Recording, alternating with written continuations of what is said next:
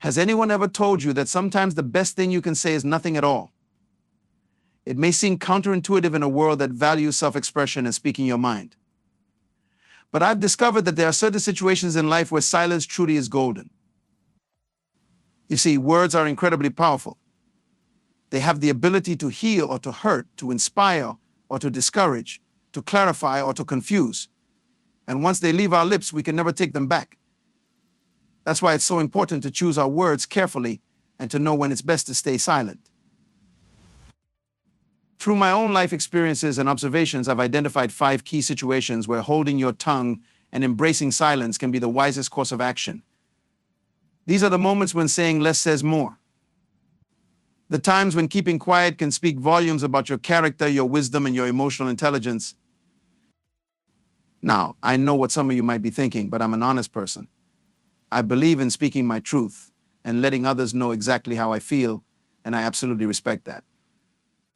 Honesty and authenticity are admirable qualities, and there's certainly a time and a place for expressing yourself openly and directly. But here's the thing, there's a difference between honesty and reactivity, between assertiveness and aggression, between standing up for yourself and causing unnecessary harm to others or to yourself. And that's where the power of silence comes in. You see, silence is not weakness, it's not passivity or avoidance or repression. On the contrary, silence is a sign of great strength, restraint, and self-control. It's a way of responding rather than reacting, of taking a step back and considering the bigger picture before opening your mouth. I think about it, how many times have you said something in the heat of the moment that you later regretted? How many relationships have been damaged or opportunities lost because of a careless comment or a knee-jerk reaction? How much unnecessary drama and conflict could have been avoided if you had simply taken a deep breath and chosen to stay silent? That's the beauty of silence. It gives you the space to pause, to reflect, to choose your words and your actions wisely. It allows you to communicate not just with your voice, but with your presence, your body language, your energy. And it can be a powerful tool for diffusing tense situations, for preserving your own peace of mind, and for building stronger, more authentic relationships with others. So what are these 5 situations where silence is the best policy? Let's dive in and explore them together. The first situation is when you're angry or upset. We've all been there, someone says or does something that pushes our buttons, and we feel that surge of emotion rising up in our chest. Our face flushes, our heart races, and we have the overwhelming urge to lash out, to give that person a piece of our mind. But here's the thing, responding in anger rarely leads to a positive outcome. When we're in the grip of strong emotions, our judgment is clouded, and we're more likely to say things we don't mean or to escalate the situation unnecessarily. We may feel a momentary sense of satisfaction from unleashing our fury, but in the long run, it often does more harm than good. That's why when you feel yourself getting angry or upset, the best thing you can do is to take a step back and stay silent. Give yourself some time and space to calm down, to process your emotions, and to gain some perspective on the situation. Take a few deep breaths, go for a walk, or find a healthy outlet for your feelings, like journaling or exercise. And when you do feel ready to address the issue, do so from a place of calm and clarity. Choose your words carefully and focus on expressing yourself assertively but respectfully. Remember, the goal is not to win an argument or to prove a point, but to communicate effectively and to find a resolution that works for everyone involved. The second situation where silence is golden is when you're tempted to gossip or speak badly about someone. Let's face it, we've all engaged in a little bit of gossip from time to time.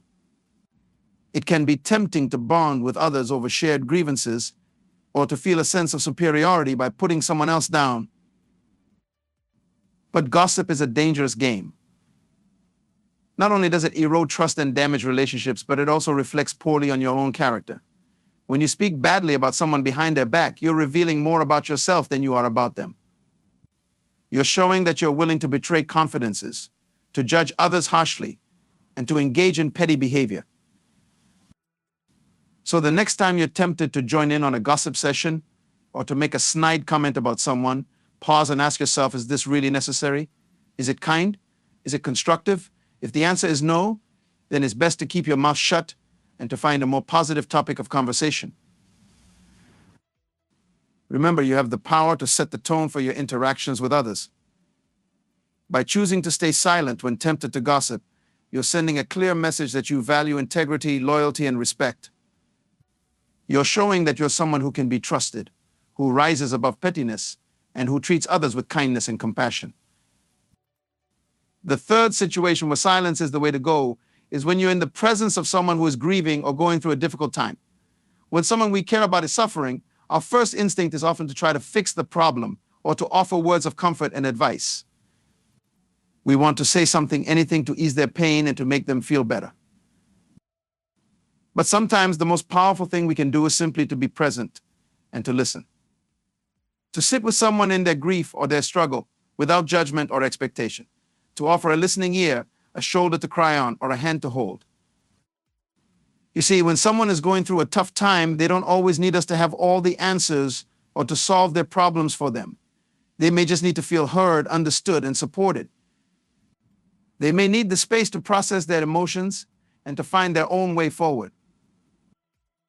And that's where the power of silence comes in. By staying quiet and allowing someone to share their feelings without interruption or unsolicited advice, we're giving them a precious gift. We're showing them that we respect their journey, that we trust in their resilience, and that we're here for them no matter what. So the next time you're with someone who is grieving or going through a challenging time, resist the urge to fill the silence with platitudes or suggestions. Instead, simply be present. Listen with an open heart and an open mind. Let them know that you're there for them, that you care about them, and that you're willing to sit with them in the discomfort and the pain. Remember, sometimes the most powerful thing we can say is nothing at all. Sometimes our silent presence and our loving attention are all that's needed to help someone heal and to find their way back to wholeness. The fourth situation where silence is the best approach is when you're in a heated argument or a contentious debate. We've all been in those situations where emotions are running high, where opinions are clashing, and where everyone is talking over each other, trying to make their point heard.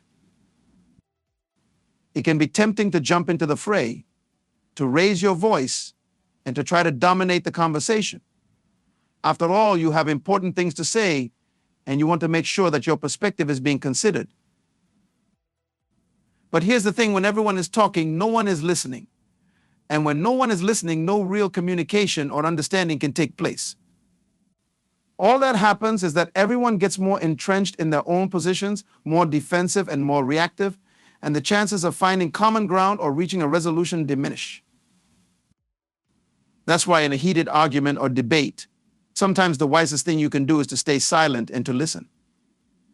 To really hear what the other person is saying, without interrupting or mentally formulating your rebuttal. To try to understand their perspective, even if you don't agree with it. By staying quiet and listening actively, you're creating the space for genuine dialogue and exchange of ideas.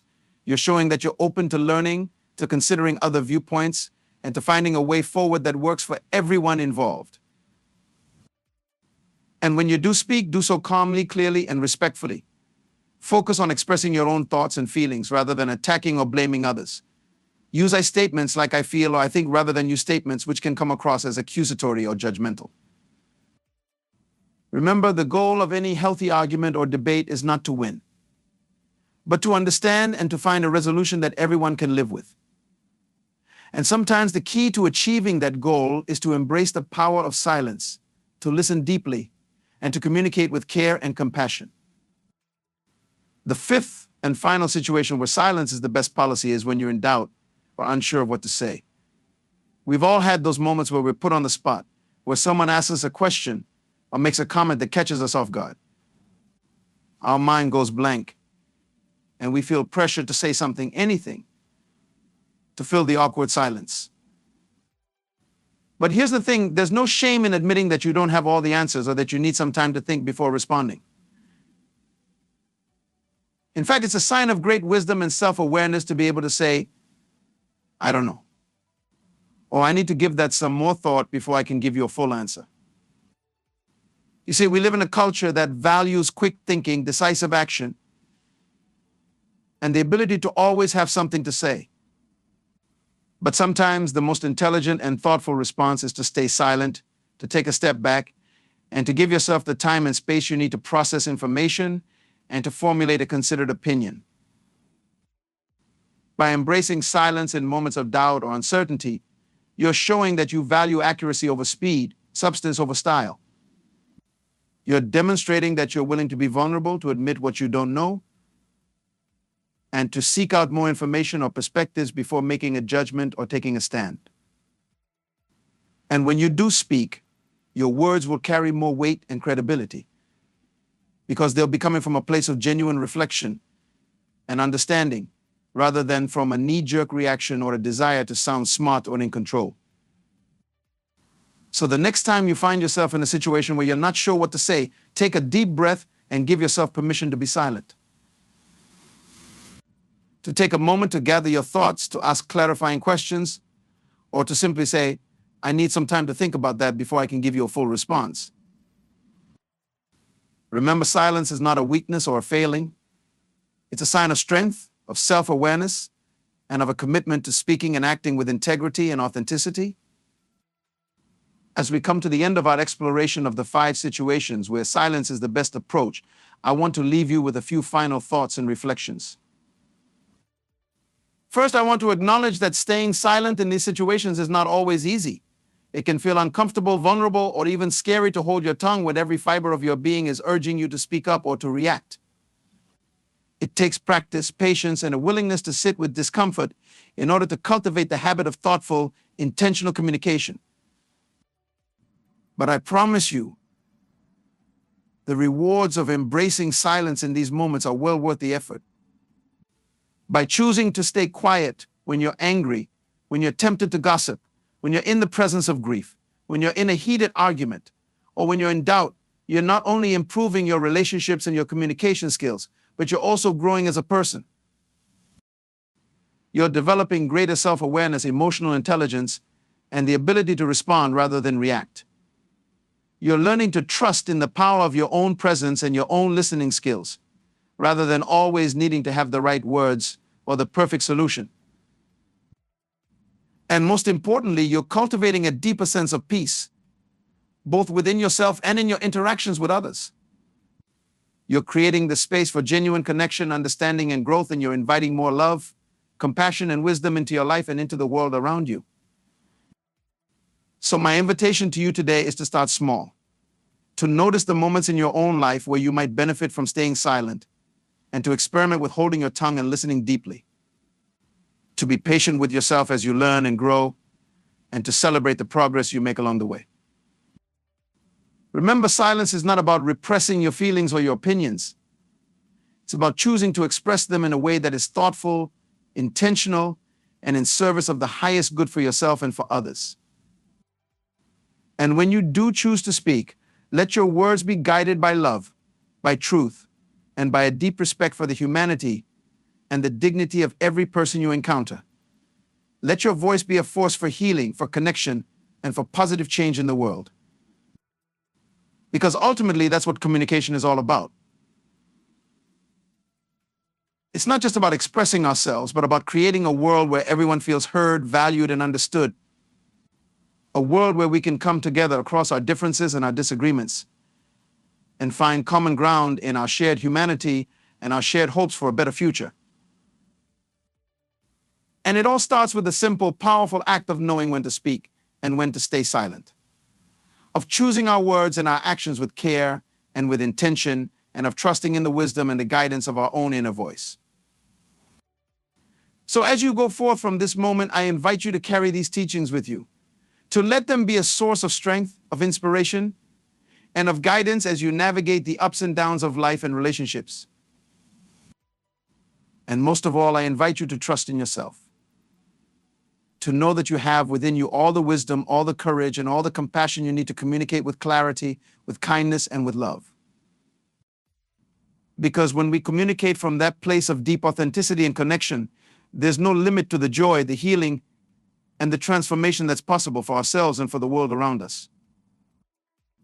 As we continue to explore the power and wisdom of silence, I want to dive deeper into each of the 5 situations we've discussed and offer some additional insights and practical strategies for putting these teachings into action. Let's start with the first situation when you're angry or upset. As we've seen, responding in anger rarely leads to a positive outcome. It can be easy to get caught up in the heat of the moment and say things we later regret. But with practice and intention, we can learn to use silence as a tool for self-regulation and emotional management. One strategy that can be helpful is to create a pause button for yourself. This is a mental cue or physical gesture that reminds you to take a step back and give yourself some space before reacting. It could be something as simple as taking a deep breath, counting to 10, or even visualizing a literal pause button in your mind. When you feel yourself getting triggered or upset, hit that pause button and give yourself permission to take a moment of silence. Use that time to check in with yourself and notice what you're feeling in your body. Are your muscles tense? Is your heart racing? Are you feeling hot or flushed? By bringing your awareness to your physical sensations, you can start to create some distance between yourself and your emotions. You can recognize that the anger or upset is a temporary state and that you have the power to choose how you respond to it. Another helpful strategy is to practice reframing your thoughts. When we're angry, our mind can get stuck in a loop of negative self-talk and blaming others. We might tell ourselves things like, "They always do this to me," or "I can't believe they're so inconsiderate." But the reality is that our thoughts are not always accurate or helpful. They're often based on assumptions, interpretations, and past experiences that may or may not be relevant to the current situation. So when you find yourself getting caught up in angry or blaming thoughts, take a moment to pause and question them. Ask yourself, is this really true? Is there another way to look at this situation? What would a wise and compassionate observer say about what's happening here? By challenging your own thoughts and looking for alternative perspectives, you can start to diffuse the charge of your anger and find a more balanced and constructive way to respond. And remember, it's okay to take some time and space to process your emotions before addressing the situation. You don't have to react immediately just because someone has pushed your buttons. Give yourself permission to step away, take a walk, or do something else to calm and center yourself before re-engaging. The goal is not to suppress your anger or pretend it doesn't exist, but rather to create a healthy outlet for it and to respond in a way that aligns with your values and your highest self. Moving on to the second situation, when you're tempted to gossip or speak badly about someone, it's important to remember that our words have power. They can create connection or division, healing or harm. And when we engage in gossip, we're often contributing to a culture of negativity and judgment that ultimately hurts everyone involved. One way to avoid the temptation to gossip is to practice shifting your focus from what's wrong with others to what's right with them. When you find yourself wanting to criticize or complain about someone, take a moment to pause and consider their positive qualities or the challenges they might be facing. This doesn't mean you have to ignore or excuse hurtful behavior, but rather that you can choose to respond with empathy and compassion rather than judgment and blame. Another strategy is to ask yourself whether the conversation you're about to have is truly necessary or helpful. Is there a constructive purpose to your words, or are you simply venting your frustrations or seeking validation from others? If you're not sure, a good rule of thumb is to ask yourself whether you would say the same thing if the person you're talking about were in the room with you. If the answer is no, then it's probably best to keep your thoughts to yourself. And if you do feel the need to address a problem or concern with someone, consider doing so directly and respectfully rather than talking behind their back. This can be scary and uncomfortable, but it's also an opportunity to build trust, understanding, and authentic connection. When it comes to the third situation, being in the presence of someone who is grieving or going through a difficult time, it's important to remember that sometimes the most supportive thing we can do is simply to be present and to listen. Grief and loss can be incredibly isolating experiences, and people who are struggling often feel pressure to put on a brave face or to get over it quickly. But the reality is that healing takes time, and there's no one right way to move through the process. As a supportive presence, Your role is not to fix or advise, but rather to create a safe and non-judgmental space for the person to express their feelings and to be witnessed in their pain. This can be challenging, especially if you're someone who likes to take action or solve problems. But sometimes the most helpful thing you can do is to resist the urge to fill the silence with platitudes or suggestions, and instead to simply sit with the person in their discomfort. You might say something like, "I'm so sorry you're going through this. I can't imagine how painful it must be. I'm here to listen if you want to talk, or to just sit with you if you prefer. Whatever you need, I'm here." And then allow the silence to be there. Allow the person to take the lead in the conversation, or to simply be quiet if that's what they need. Trust that your presence and your willingness to be with them in their pain is a powerful gift in itself. Of course, it's also important to take care of yourself in these situations. Witnessing someone else's grief can be emotionally taxing, and it's okay to set boundaries and to practice self-care as needed. But by showing up with an open heart and a willingness to listen, you can create a profound sense of connection and support that can help the person feel less alone in their struggle.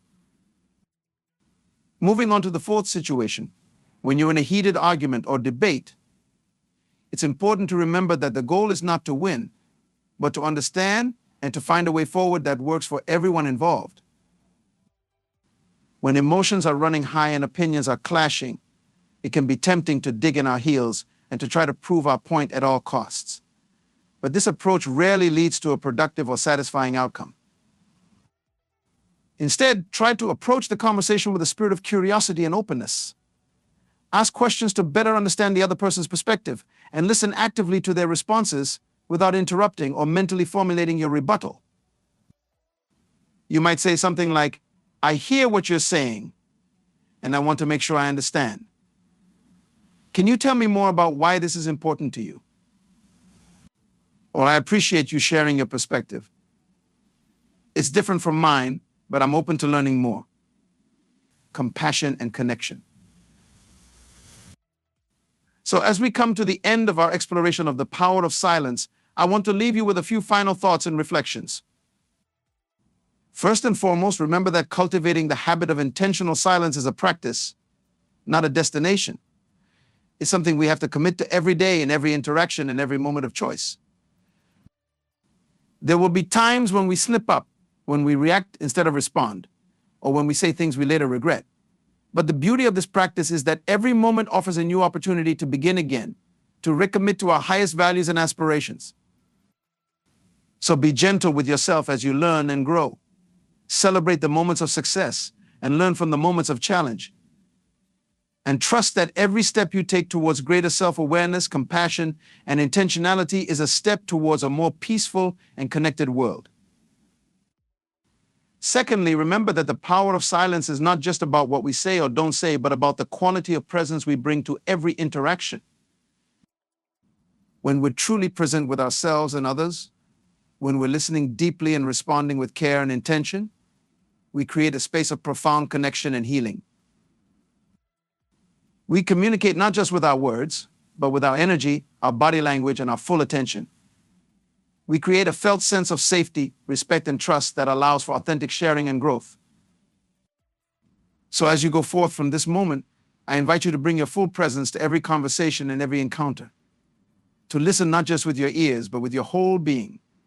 To speak not just with your words, but with your heart and your highest intentions.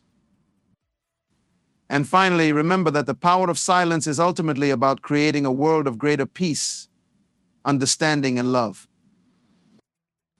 When we choose to be silent in moments of anger or judgment, we create space for empathy and compassion to arise. When we listen deeply to those who are grieving or in pain, we offer a healing balm of presence and care.